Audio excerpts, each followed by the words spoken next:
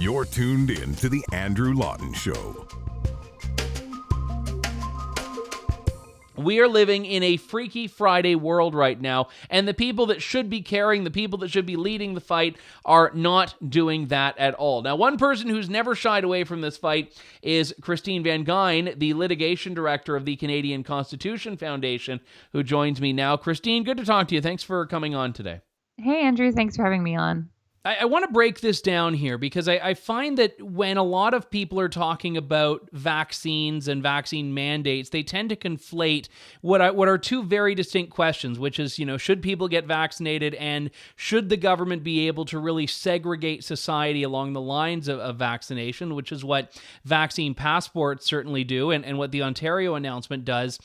Let's talk about this because there are a lot of people that I've talked to, and I know you've talked to as well, who are very much pro-vaccine, but are against the vaccine passport. And I was wondering if you could elaborate on that a bit.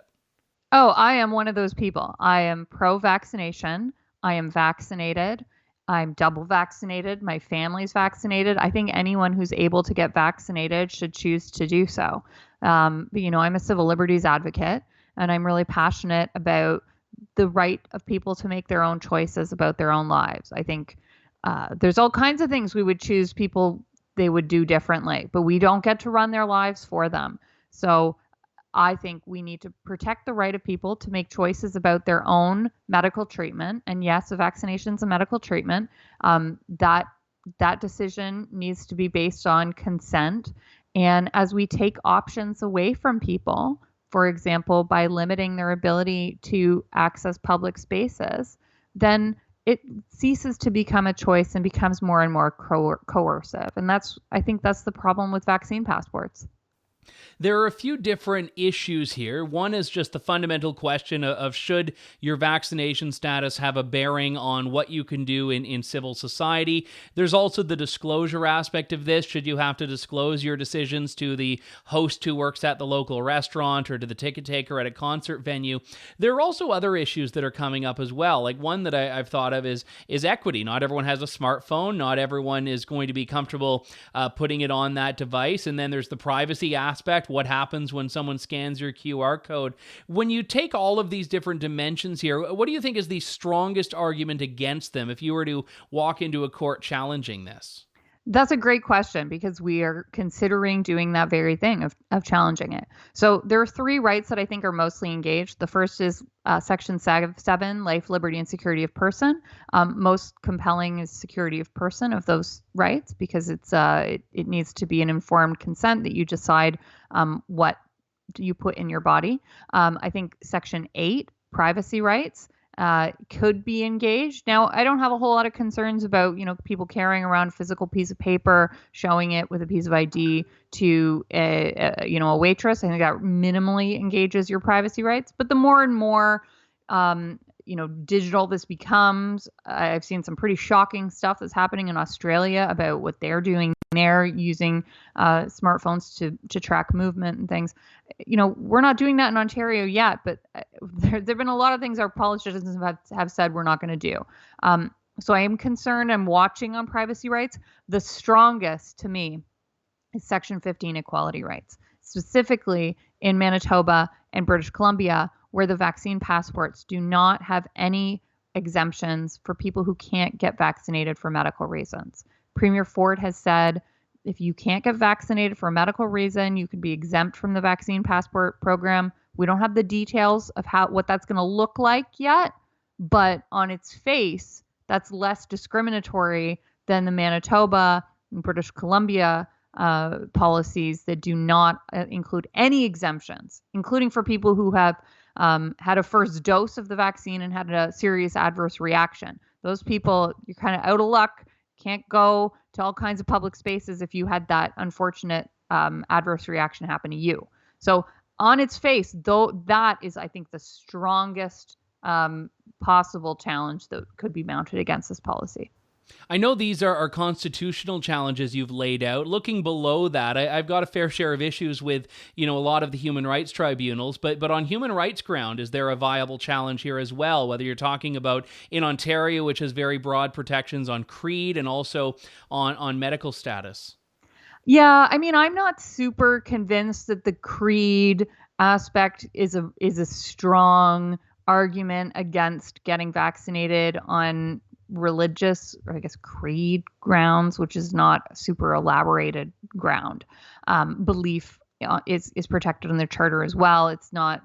It has not been well considered by the courts. So I also think that the religious reasons not to get vaccinated are very few. You have to prove a lot to show that you have a real, genuine religious reason why you can't get vaccinated. You need to show sincere belief. You need to show, that you're living your life in this particular way. And I think that's hard to show. And remember, your rights. Your religious rights, any rights, almost a number of your rights under the charter can be limited under Section 1.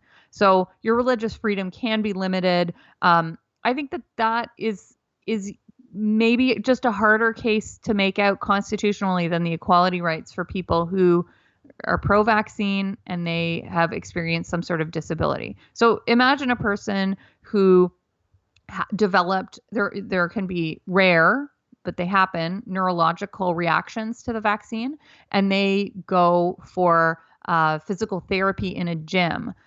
They can't get the second dose of their vaccine, but they can't enter the gym where they get their physical therapy.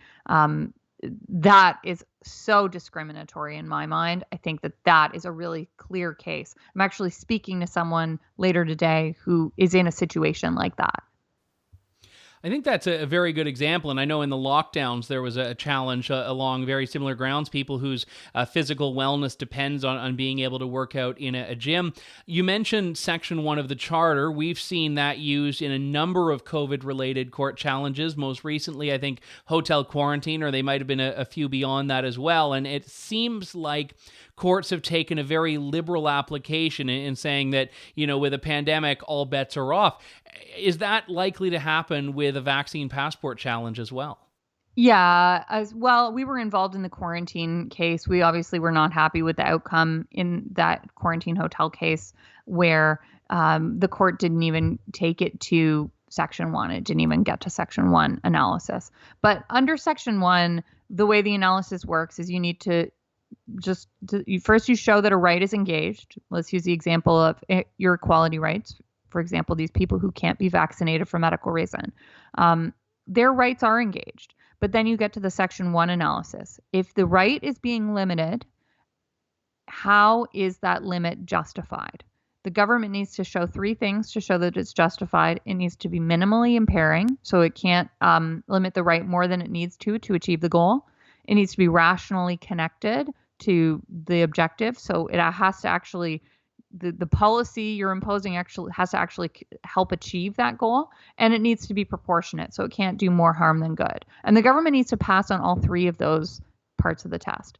And I think when you look at the failure to create medical exemptions in particular for people who can't get vaccinated, we know it's not minimally impairing because Ontario is creating medical exemptions. If Ontario thinks it's necessary and possible to achieve that goal, with the goal of reducing, the spread of COVID in these indoor settings, while still having medical exemptions, if Ontario can do it, why can't Manitoba and British Columbia? I think that absolutely fails in the Charter 1 scrutiny, and that's why that's one of the cases we're looking at doing.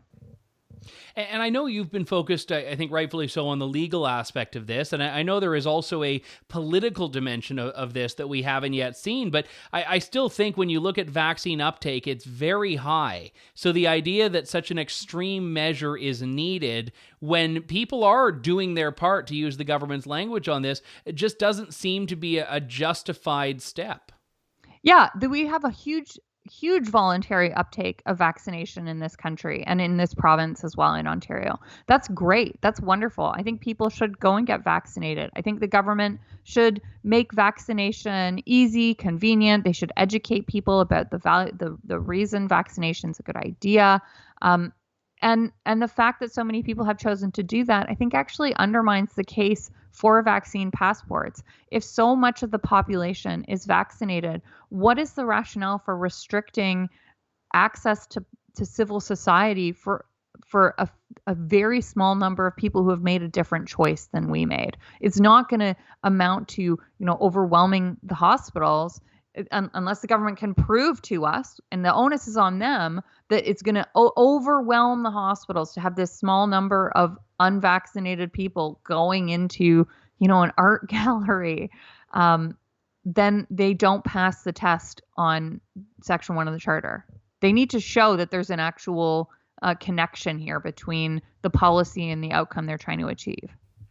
And not that I want to push the government to go further with this, but I do find it interesting that employees of establishments where patrons have to be fully vaccinated to go in are not required to be fully vaccinated. So that raises the question of, wait, if the whole point is the only way to beat the pandemic is to ensure that any restaurant is only open to vaccinated people, well, why are employees in a different category? Hey, I mean, this is not the first time the government has done something that has a rationality problem, right? The fact that it applies to guests and not staff undermines the rationale. As many people have pointed out, servers are not obligated to get vaccinated at restaurants, but guests are. Even though we know that the outbreaks, at least anecdotally, they seem to be occurring more frequently among staff than between guests at different tables. So I think that it undermines the government's own rationale. And look, I understand why the government is not mandating servers at restaurants to get vaccinated. I think you create some practical problems, both with the law, but more with the businesses themselves. These are businesses that have been shut down for a long time, and they're having a lot of trouble retaining staff to begin with. Yeah. If you tell a restaurant you have to make sure your staff are all vaccinated, I think the concern is that a lot of restaurants are going to have to close again because of this. So I think that's actually part of the government's decision-making process. But I do agree it undermines the rationality of the vaccine passport policy. We will certainly follow what you decide to do over there at CCF. Christine Van Geyn, Litigation Director for the Canadian Constitution Foundation. Thanks so much, Christine. Thanks so much, Andrew. Thanks for listening to The Andrew Lawton Show. Support the program by donating to True North at www.tnc.news.